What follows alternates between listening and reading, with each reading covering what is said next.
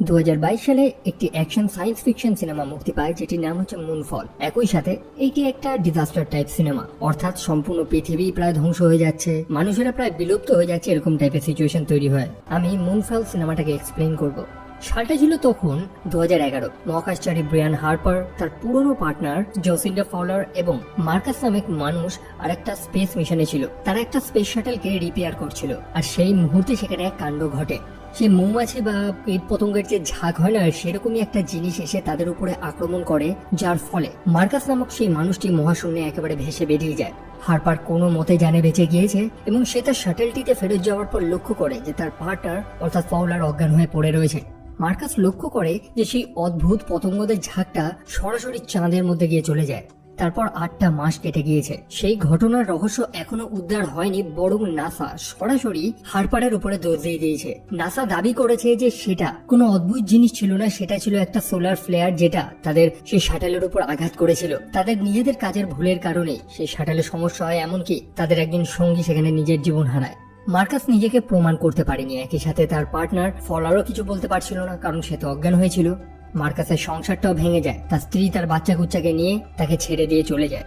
তার 10 বছর পর আমরা একটা মানুষকে দেখতে পাই যার নাম হচ্ছে কেসি হাউসম্যান। সে সেখানে পার্ট টাইম ঝাড়ুদারের কাজ করে, তবে নিজের সময় বার করে লুকিয়ে লুকিয়ে প্রফেসরের অফিসে ঢুকে তার ল্যাপটপটা ঘেটে কিছু রিপোর্ট বার করার চেষ্টা করছে।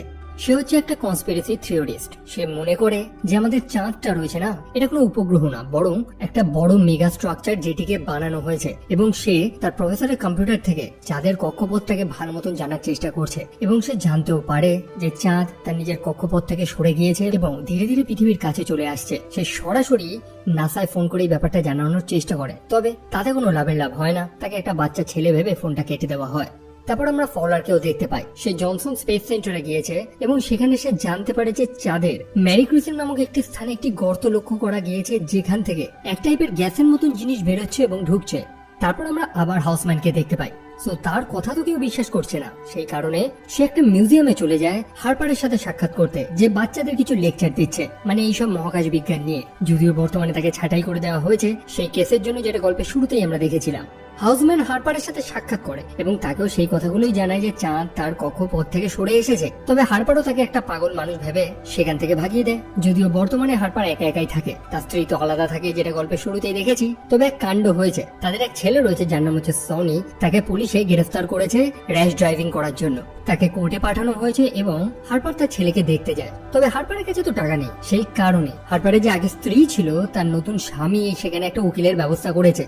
অন্যদিকে আমরা কেসি হাউসম্যানকে দেখতে পাই। সে তো জানতে পেরে গিয়েছে যে চাঁদ তার কক্ষপথ থেকে সরে গিয়েছে, তবে তার কথা কেউ বিশ্বাস করছে না। সেই কারণে তার কাছে যে প্রমাণগুলো ছিল সে সেগুলো ইন্টারনেটে রিলিজ করে দিয়েছে। আর ব্যাস, ব্যাপারটা নাসা অনেক আগে থেকেই জানতো, আর তাদের হাতেও এখন কিছু করার নেই। প্রতিটা পাবলিক এখন সেই ব্যাপারে জেনে গিয়েছে। আর স্বাভাবিকভাবে যেহেতু চাঁদের অবস্থান চেঞ্জ হয়েছে, সেই কারণে পৃথিবীতে নানান ধরনের সমস্যা দেখা দিচ্ছে।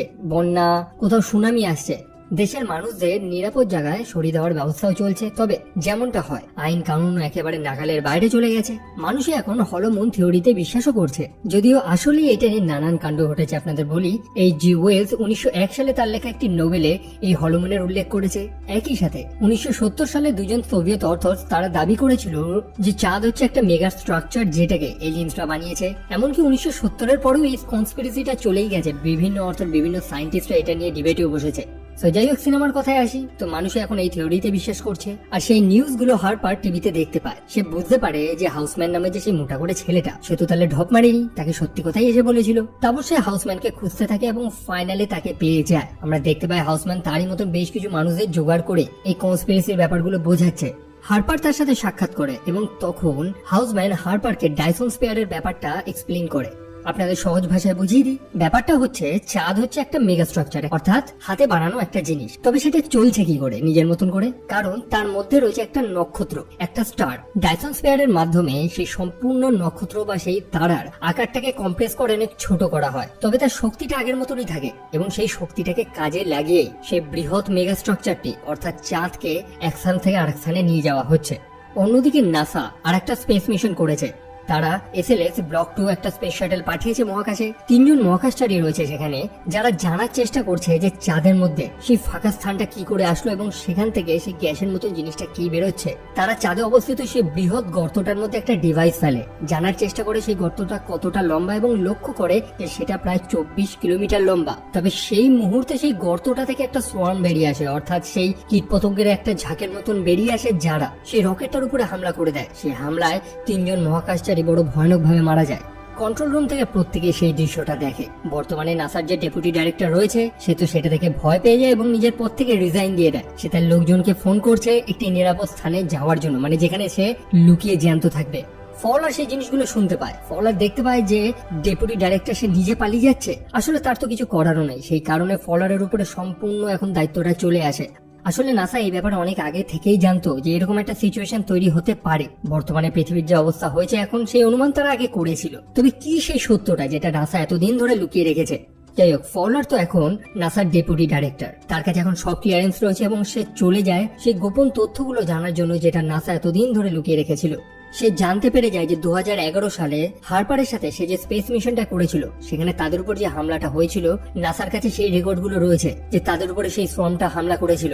কিন্তু নাসা এই ব্যাপারটাকে ইচ্ছা করে চেপে রেখেছিল এবং হারপারের উপরে সব দোষ চলে যায় যে মানুষের ভুলের কারণে সেখানে এই অ্যাক্সিডেন্টটা ঘটেছিল। একই সাথে ফওলার সেখানে হোল্ডেন ফিল্ড নামক আরেকজন মানুষকেও দেখতে পায়, যে হচ্ছে একজন পুরনো অ্যাস্ট্রোনট, এবং সে ফওলারকে অ্যাপোলো 11 এর একটা ইতিহাস বলে। যদিও অ্যাপোলো 11 এর সম্পর্কে আমরা অনেকেই জানি, মানুষেরা চাঁদের মাটিতে পা দিয়েছে ইত্যাদি ব্যাপার।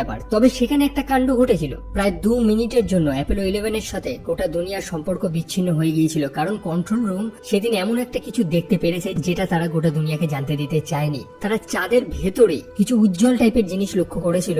একই সাথে তারা যখন চাঁদের মাটি থেকে টেক অফ করে সেই মুহূর্তে ভূমির কম্পনটা শুনে এমন ভাবে বোঝা যায় যে ভেতরটা খালি। যাই হোক, সম্পূর্ণ দায়িত্ব এখন মিলিটারির হাতে চলে গিয়েছে, এখন তারাই ডিসাইড করবে। সেখানে আমরা জেনারেল ডগকে দেখতে পাই, যে হচ্ছে ফওলারের এক্স হাজবেন্ড, এবং ফওলার তার থেকে কিছু জিনিস জানতে পারে। আসলে ফওলার তো একটু আগেই নাসার সব পুরনো ফাইল ঘেটে অনেক সত্য কথা জানতে পেরে গিয়েছে। সে জেনে গিয়েছে যে সেই চাঁদের মধ্যেই সেই অদ্ভুত ফর্মটা রয়েছে, পতঙ্গদের মতন জিনিস, যেটা যে কোনো ধরনের ইলেকট্রনিক ডিভাইস দেখেই অ্যাট্রাক্ট হয়ে যায়, মানে তার দিকে চলে যায়। এবং সেটাকে ধ্বংস করার জন্য নাসা এক টাইপের EMP ডিভাইস বানিয়েছিল, মানে ইলেকট্রোম্যাগনেটিক পালস, যেটার নাম তারা দিয়েছিল ZX7। তবে সেই মিশনটা ফেল হয়ে যায় টাকা পয়সার অভাবে, এবং ফওলার সেই মিশনটাই আরেকবার করতে চায়। সেই কারণে সে জেনারেল ডগের থেকে পারমিশন নিচ্ছে। তবে অধিকাংশ সায়েন্টিস্ট এবং লোকেরা তো রিজাইন দিয়ে পালিয়ে গিয়েছে নিজেদের জীবন বাঁচানোর জন্য। ফলার অবশ্যই একা একা মিশন তো করতে পারবে না, সেই কারণে সে তার পুরনো পার্টনার অর্থাৎ হারপারের সাথে সাক্ষাৎ করে। তবে এবার হারপার তো একা নয়, হাউসম্যানও তার সাথে রয়েছে। ফওলার হারপারকে সব সত্যি কথাগুলো বলে যে নাসা এতদিন ধরে কি কি ব্যাপারগুলো লুকিয়ে রেখেছিল। একই সাথে কিছুদিন আগে তাদের যে মিশনটা করা হয়েছিল সেটা ব্যর্থ হয়েছে, অর্থাৎ সেই এলিয়েন টাইপের ক্রিয়েচারটা সব মহাকাশচারীদের উপরে হামলা করে তাদের হত্যা করে দেয়। তবে তখন একটা জিনিস লক্ষ্য করা গিয়েছে, সেই সোয়ার্মটা যখন হামলা করেছিল সেই সময় চাঁদ তার কক্ষপথে আবার ফিরে যায়, মানে তার নিজের রাস্তায় ধরে নেয়। তবে সেই বৃহৎ সোয়ার্মটা যখন আবার চাঁদের মধ্যে ঢুকে পড়ে তখনই চাঁদ তার নিজের কক্ষপথ চেঞ্জ করে পৃথিবীর দিকে চলে আসে। অর্থাৎ চাঁদের যে নিজস্ব পথটা রয়েছে সেটাকে এই প্রাণীটা বা এই জিনিসটা চেঞ্জ করছে। সো তারা রাজি হয়ে যায় তাদের নতুন মিশনের জন্য। আর অবশ্যই তাদের এই মুহূর্তে একটা লঞ্চার ভিকেলও প্রয়োজন। সেই কারণে তারা নাসার একটি পুরনো রিটায়ার করা একটা লঞ্চার ভিকেল ইউজ করে, মানে একটা স্পেস শাটল এন্ডেভিওর যেটা তার নাম ছিল সেটা ব্যবহার করে। সেই EMP বোমটারও ব্যবস্থা তারা করে নিয়েছে, যেটার নাম ছিল ZX7। সেখানে হারপারের ছেলে অর্থাৎ সনি চলে আসে তার পিতার সাথে সাক্ষাৎ করার জন্য। মানে সে অবাক যে তার পিতা তো নাসাকে ঘৃণা করতো, হঠাৎ আবার নাসার সাথে কাজ করার জন্য রাজি কেন হয়ে গেল। অন্যদিকে ফলারেরও যে একটা ছোট্ট ছেলে রয়েছে সেও সেখানে উপস্থিত ছিল, যার নাম হচ্ছে জিমি। তবে সেখানে আর এক কাণ্ড ঘটেছে। প্রবল ভূমিকম্পের ফলে তাদের সেই স্পেস শাটলে কিছু সমস্যা হয়েছে, তাদের তাড়াতাড়ি লঞ্চ করতে হবে। তবে এত তো সময় নেই তাদের কাছে, সেই কারণে ফলার প্ল্যান করেছে মাত্র 2টো ইঞ্জিনে সেই বড় শাটেলটাকে তারা লঞ্চ করবে। যদিও তার কথা কিছু যুক্তি রয়েছে যে চাঁদের তো নিজস্ব গ্র্যাভিটেশনাল ফোর্স রয়েছে, অর্থাৎ চাঁদেরও তো একটা আকর্ষণ বল কাজ করে, তাই সেই শাটেলটাকে তারা কিছু দূর যদি উড়াতে পারে বাকি কাজ চাঁদই করে নেবে, অর্থাৎ সেই শাটেলটাকে নিজের কাছে টেনে নেবে। ব্যাস, তারপর সবাই রেডি হচ্ছে। তারা পুরোনো দিনে সেই অ্যাস্ট্রোনট স্যুটগুলো পরতে থাকে যেগুলো হচ্ছে নন ইলেকট্রিক, কারণ আমরা লক্ষ্য করেছি সেই বৃহৎ সোয়ার্মটা অর্থাৎ সেটা এলিয়েন বা জন্তু যেটাই হোক সেটা যে কোনো ধরনের ইলেকট্রিক্যাল ডিভাইসের দিকে আকর্ষিত হয়। তারপর তাদের শাটেলটা লঞ্চ করে দেওয়া হয়, আর সেই মুহূর্তেই সেখানে একটা বৃহৎ সুনামি চলে আসে। তারা ভাগ্যের জোরে সেই শাটেলটা নিয়ে কোনো মতে সেখান থেকে বেরিয়েছে। অন্যদিকে হারপার এবং ফলার তাদের যে দুই ছেলে রয়েছে তারা একটা মিলিটারিদের গাড়ি নিয়ে সেখান থেকে বেরিয়ে যায় একটা নিরাপদ স্থান খোঁজার জন্য, কারণ সেই সম্পূর্ণ স্থানটা সুনামির জোরে একেবারে ভেসে গিয়েছে। সো এখন গল্পটা দুদিকে ফোকাস হয়েছে। একদিকে হারপার ফওলার তারা মহাকাশে গিয়েছে সেই রকেটে করে, অন্যদিকে তাদের যে ছেলেপুলেগুলো রয়েছে তারা নিজেদের জীবন বাঁচিয়ে পালাচ্ছে। আসলে মাঝ রাস্তায় কিছু দুষ্কৃতী তাদের উপর হামলা করে এবং তাদের গাড়িটা নিয়ে পালিয়ে যায়। তারপর সনি, জিমি তারা হাঁটতে হাঁটতে অ্যাসপেন নামক একটি স্থানে গিয়ে প্রবেশ করে, যেখানে হারপারের এক্স ওয়াইফ অর্থাৎ ব্রেন্ডা এবং তার স্বামী টম তাদের সাথে সাক্ষাৎ হয়। সেখানে তারা কিছুক্ষণ আশ্রয় নেয়। তবে পৃথিবীর সিচুয়েশন খুবই ভয়ানক। আসলে চাঁদ পৃথিবীর এতটাই কাছে চলে এসেছে যে চাঁদের আকর্ষণ বলের কারণে পৃথিবীতে এক বড় বড় ডিজাস্টার দেখা দিচ্ছে। চাঁদের সাথে থাকা যেসব মিটেরয়েড গুলো রয়েছে সেগুলো পৃথিবীতে এসে ক্র্যাশ করছে। অন্যদিকে মহাকাশে হারপার এবং বাকি লোকেরা এক বড় বিপদের মধ্যে পড়েছে। সেই অদ্ভুত প্রাণীটা তাদের উপরে হামলা করে দিয়েছে। যদিও হারপার ছিল বুদ্ধিমান যে সময় মতন সব ধরনের ইলেকট্রনিক ডিভাইস গুলো সেখানে ধ্বংস করে দেয়, যার ফলে সেই সোয়ার্মের মতন জিনিসটা তাদের উপরে আক্রমণ করে না। তারপর তারা একটা ল্যান্ডার নিয়ে চাঁদের মধ্যে থাকা সেই বৃহৎ গর্তটার মধ্যে দিয়ে প্রবেশ করে এবং সত্যি সেই জিনিসটাই লক্ষ্য করে যেটা হাউসম্যান এতদিন ধরে তাদের বুঝিয়ে এসেছে। আসলেই ভেতরে একটা নক্ষত্র রয়েছে যার চারপাশে সেই ডায়সন স্পিয়ার উপস্থিত ছিল। সম্পূর্ণ চাঁদটাই একটা বড় স্ট্রাকচার যেটাকে বানানো হয়েছে এবং সেটাকে শক্তি যোগাচ্ছিল সেই ছোট্ট নক্ষত্রটা।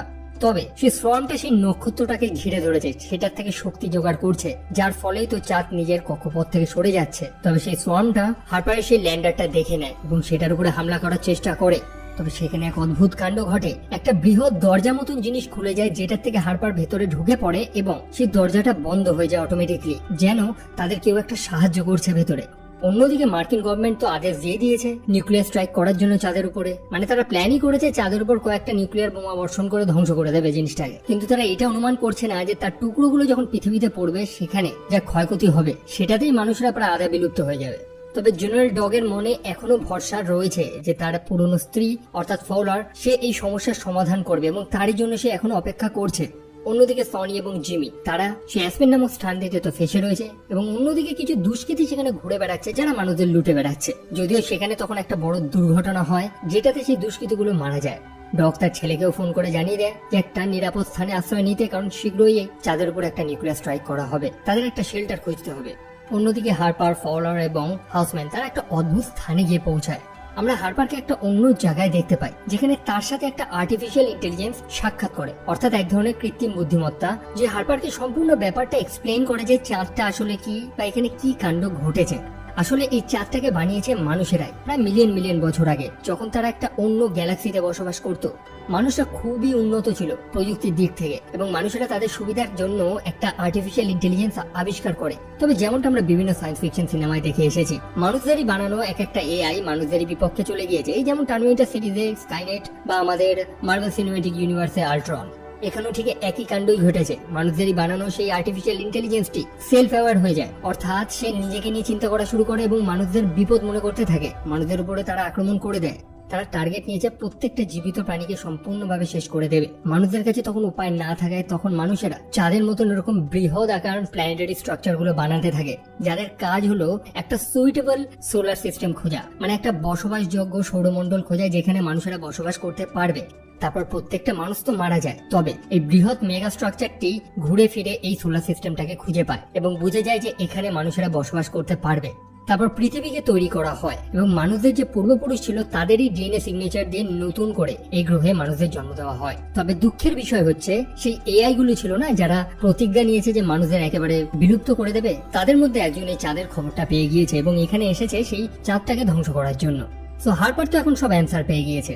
একই সাথে তাদের তো ল্যান্ডারটা ধ্বংস হয়ে গিয়েছিল, সেই ইএমপি ডিভাইসটা ধ্বংস হয়ে গিয়েছিল। তবে হারপার লক্ষ্য করে যে এখন তাদের কাছে একটা নতুন ল্যান্ডার রয়েছে, একটি উন্নত মানের অস্ত্র রয়েছে সেখানে, যেটাকে তাদের সেই পূর্বপুরুষেরা বানিয়েছিল সেই এআই গুলিকে ধ্বংস করার জন্য। এবং হারপার সেটা নিয়ে বেরিয়ে পড়ে। অন্যদিকে চাঁদ তো পৃথিবীর প্রায় কাছেই চলে এসেছে। একটার পর একটা শহর ধ্বংস হয়ে যাচ্ছে চাঁদের আকর্ষণের কারণে। চাঁদের আকর্ষণ পৃথিবী থেকে অক্সিজেন গুলো টেনে নিচ্ছে, যার ফলে সনি, জিমি এবং তাদের প্রত্যেকের অক্সিজেন মাস্কের প্রয়োজন ছিল। তবে তখন টমের ছোট্ট মেয়েটার অক্সিজেন মাস্কে একটা সমস্যা হয়, সেই কারণে টম তার মেয়েকে অক্সিজেন মাস্কটা দিয়ে দেয় এবং নিজের বলিদান দেয়। একই সাথে জেনারেল ডগ তার নিজেদেরই লোকেদের সাথে বিশ্বাসঘাতকতা করে। সে চাঁদে নিউক্লিয়ার স্ট্রাইক করতে চায় না, কারণ তার মনে এখনো ভরসা রয়েছে যে ফওলার হয়তো এই সমস্যার একটা সমাধান করবে। ততক্ষণে অনেক লেট হয়ে গিয়েছে, সেই সম্পূর্ণ স্থানটা মিটেরয়েড স্ট্রাইকের জন্য ধ্বংস হয়ে যায়। অন্যদিকে সেই ল্যান্ডের মধ্যে হার্পার ডিসাইড করেছে নিজের বলিদান দেবে সে বৃহৎ এআইটাকে ধ্বংস করার জন্য। তবে হাউসম্যান সেখানে গেম চেঞ্জ করে দেয়, সে নিজে চলে যায় সে বৃহৎ এআইটাকে ধ্বংস করার জন্য। আসলে এতদিন ধরে সবাই তাকে ঠাট্টা করেছে, সবাই তাকে লুজার মনে করতে যে সে কিছু করতে পারে না, এবং এখন তার প্রমাণ করার সময় এসেছে। এবং সে সেই ইএমপি ওয়েপনটা নিয়ে সেই বৃহৎ এআইটার মধ্যে চলে যায়, যেগুলো অনেকগুলো ন্যানো পার্টিকেলস দিয়ে তৈরি আসলে, এবং তার মধ্যে ঢুকেই ডিটোনেটরটা অ্যাক্টিভেট করে দেয় এবং সেখানে একটা বৃহৎ ইএমপি ব্লাস্ট হয়, যেটাতে অবশ্যই হাউসম্যান মারা গিয়েছে। স্বাভাবিকভাবেই তারপরে চাঁদ নিজেরা কক্ষপথটা ধরে নেয়, অর্থাৎ সে তার নিজের স্থানেই চলে যায়। হার্পার এবং ফলার সেফলি পৃথিবীতে ল্যান্ড করেছে এবং তারা তাদের ছেলেমেয়েদের সাথেও সাক্ষাৎ করে। পরে সেখানে রেস্কিউ হেলিকপ্টারগুলো চলে আসে তাদের সুরক্ষিতভাবে সেখান থেকে নিয়ে যাওয়ার জন্য, এবং তারা ফাইনালি একবার চাঁদের দিকে তাকায়, যার আকারটা সত্যি বড় অদ্ভুত ছিল। মানে সেটাকে দেখে এখন একটা মেগা স্ট্রাকচারই মনে হচ্ছে। যদিও গল্পের শেষে আমরা হাউসম্যানকে দেখতে পাই তার সাবকনশিয়াস সেই চাঁদের মধ্যে স্টোর থেকে গিয়েছে, অর্থাৎ তার অবচেতনটা, এবং সে এখন সেই আর্টিফিশিয়াল ইন্টেলিজেন্সেরই একটা অংশ যে সেই চাঁদটাকে কন্ট্রোল করছে।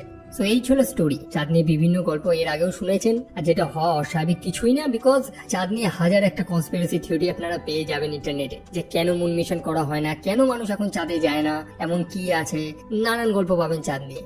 তাই এরকম একটা সিনেমা অস্বাভাবিক কিছুই না। যাই হোক, এই ছিল স্টোরি। আমি খুব শর্টে খুব ব্রিফলি আপনাদের বুঝিয়ে দিলাম এবং আশা করি আপনারা বুঝতে পেরেছেন মেন স্টোরিটা। যদি ভিডিওটা ভালো লাগে তো কাইন্ডলি চ্যানেলটা সাবস্ক্রাইব করতে পারেন এবং আপনাদের মূল্যবান ওপিনিয়ন্স গুলো অবশ্যই কমেন্ট সেকশনে লিখবেন।